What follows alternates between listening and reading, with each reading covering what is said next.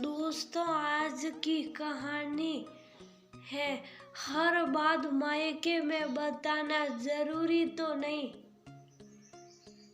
दोस्तों, कहानी शुरू करने से पहले अगर आपने चैनल को सब्सक्राइब नहीं किया हो तो कर लीजिए ताकि आपके पास पहुंच सके हर नया वीडियो। क्या हुआ पल्लवी, इतनी उदास क्यों है? सब ठीक तो है ना? पूर्वी ने अपनी सखी पल्लवी जो मोहल्ले में नहीं आई थी उससे पूछा। कुछ नहीं यार, बस थोड़ी परेशानी चल रही है। घर में उतरे हुए सवर में पल्लवी ने कहा, क्यों, क्या परेशानी है?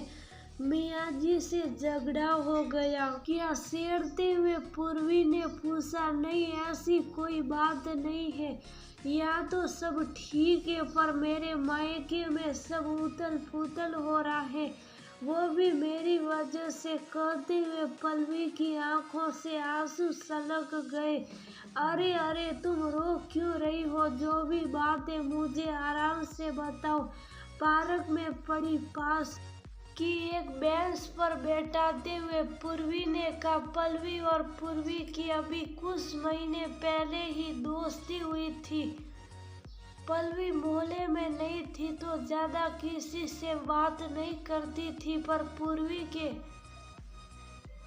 मिलनसार स्वभाव ने उसे और पल्लवी को बहुत अच्छा दोस्त बना दिया था। पल्लवी हर छोटी बड़ी जो भी बात होती सब पूर्वी को बताती और पूर्वी पल्लवी को।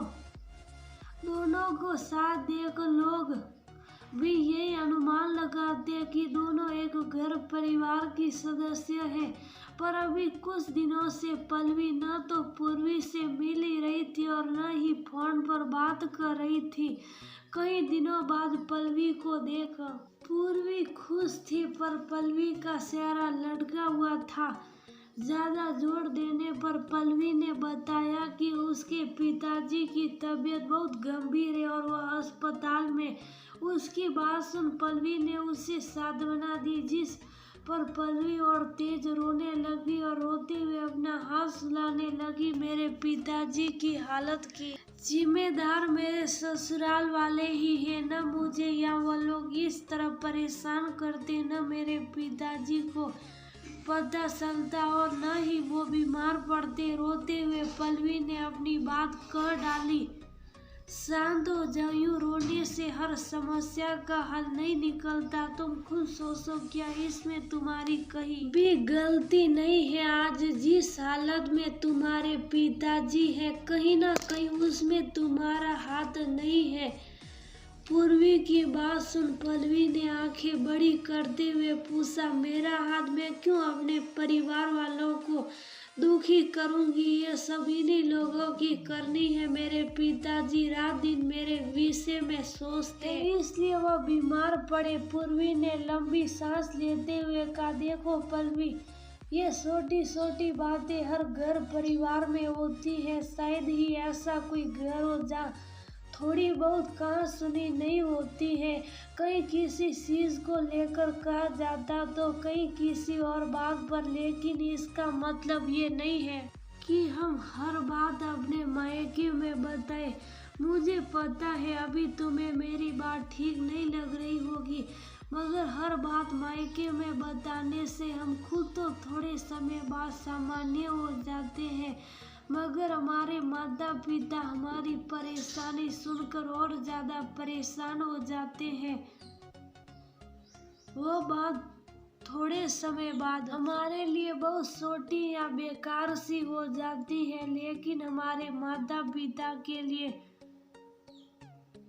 बहुत बड़ी होती है। उन्हें यही लगता रहता है कि हमारी बेटी बहुत दुखी है, परेशान है। हमारी परेशानी के लिए वह खुद को जिम्मेदार समझने लगते हैं और यही कारण होता है कि वह आगे चलकर बीमार पड़ जाते। पूर्वी की बात अभी पूरी भी नहीं हुई थी कि पल्लवी ने बीच में ही टोकते हुए कहा, देखो पूर्वी, कहने और करने में अंतर होता है। मुझे पता है तुम्हारे घर में ऐसा कुछ नहीं होता, तुम्हारे ससुराल वाले अच्छे हैं, इसलिए जब मेरे ससुराल वाले मिलेगा तब तुम्हें पता चलेगा। तुम बहुत खुशकिस्मत हो।